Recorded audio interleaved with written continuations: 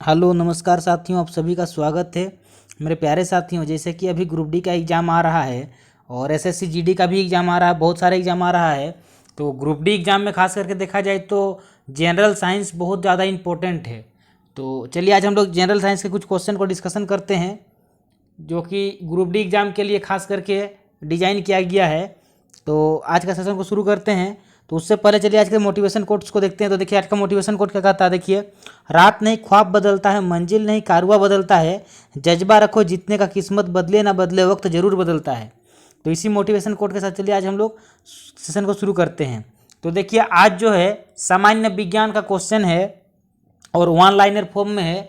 और ऐसे क्वेश्चंस देखिए ग्रुप डी एग्ज़ाम के लिए आप मान लीजिए कि ग्रुप डी एग्ज़ाम में ऐसा ही क्वेश्चन आएगा, है ना, क्योंकि देखिए ये जो आज जो भी क्वेश्चंस पढ़ाया जाएगा खास करके ग्रुप डी एग्ज़ाम के लिए वेरी वेरी इंपॉर्टेंट है। और बाकी एग्ज़ाम के लिए भी है, लेकिन ग्रुप डी एग्ज़ाम के लिए बहुत ज़्यादा इंपॉर्टेंट है। तो चलिए देखते हैं आज के वन लाइनर क्वेश्चंस को। तो देखिए सबसे पहले बात करते हैं। देखिए आज के जो भी क्वेश्चंस हैं ये बेसिक क्वेश्चन है और ये हर एक एग्ज़ाम के लिए इम्पोर्टेंट है।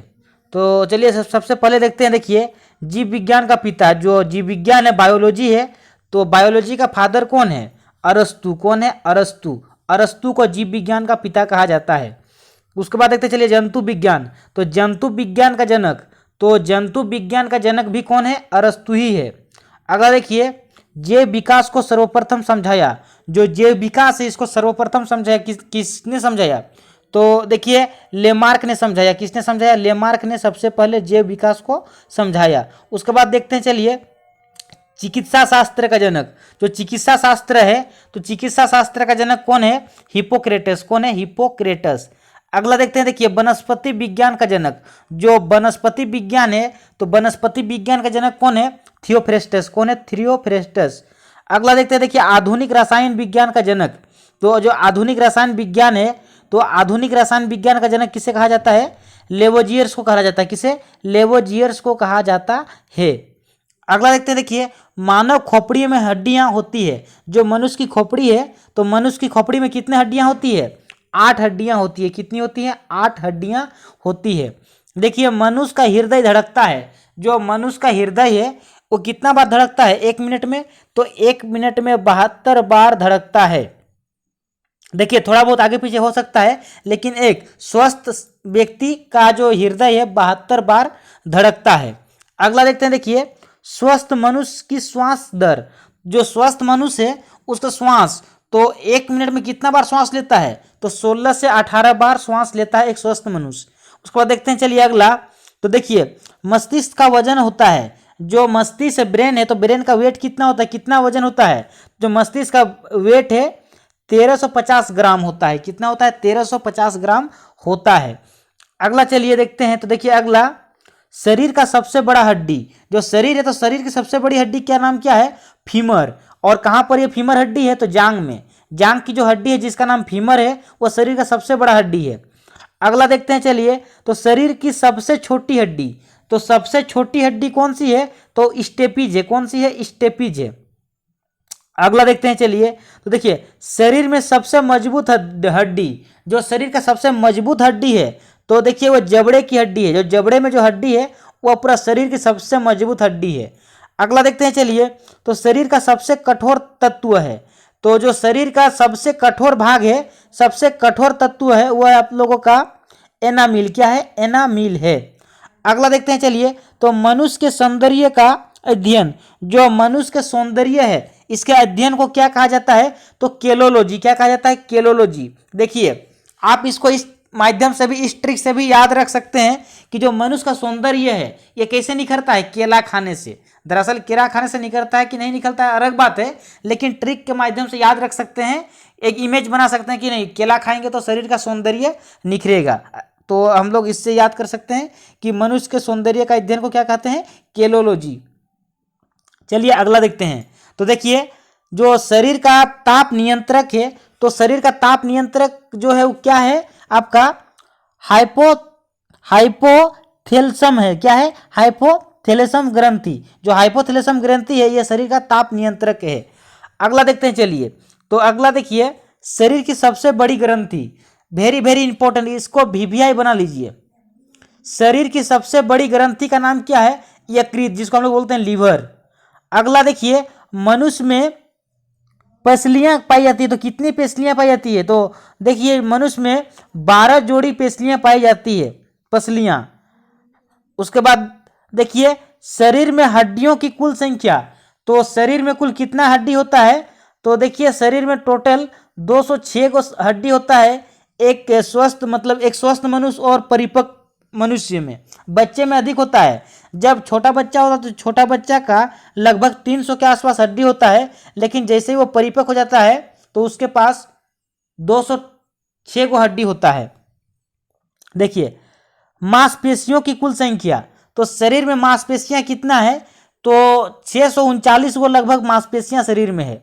उसके बाद देखते हैं, चलिए अगला, तो मस्तिष्क का सबसे बड़ा भाग, जो मस्तिष्क है तो इसे सबसे बड़ा जो भाग है वो कौन सा है आपका? परमस्तिष्क। कौन सा है? परमस्तिष्क है, जिसको हम लोग बोलते हैं सेरेब्रम। क्या कहते हैं? सेरेब्रम कहते हैं। उसके बाद अगला देखिए, शरीर में प्रचुर मात्रा में पाए जाने वाला तत्व, शरीर में कौन सा तत्व है जो प्रचुर मात्रा में पाया जाता है? तो वह कार्बन। कौन सा है? कार्बन। कार्बन सबसे अधिक मात्रा में पाया जाता है। चलिए अगला देखते हैं, तो देखिए अगला क्या है? मानव का विकास, इतिहास, परंपराओं से संबंधित विषय कहलाता है। तो जो मानव का विकास, इतिहास, मनुष्य के बारे में, उसके परंपराओं से संबंधित जो विषय है उसे हम लोग क्या कहते हैं? एंथ्रोपोलॉजी। क्या कहते हैं? एंथ्रोपोलॉजी। चलिए अगला देखते हैं, तो देखिए रसायन विज्ञान का जनक जो केमिस्ट्री है, तो केमिस्ट्री का जनक कौन है? तो देखिए लेबोजियर से। कौन है? लेबोजियर से। अगला देखते हैं, चलिए देखिए, गैसों के विसरण के नियम का प्रतिपादन किया, जो गैसों का विसरण है तो इसके नियम का किसने प्रतिपादन किया है? ग्राहम ने। किसने किया है? ग्राहम ने। चलिए नेक्स्ट देखते हैं, तो देखिए ग्रहों के गति के नियम का प्रतिपादन किया है, जो ग्रहों के गति है तो इसके नियम का प्रतिपादन किसने किया है? तो देखिए जोन्स केपलर ने। किसने किया है? जोन्स केपलर ने किया है।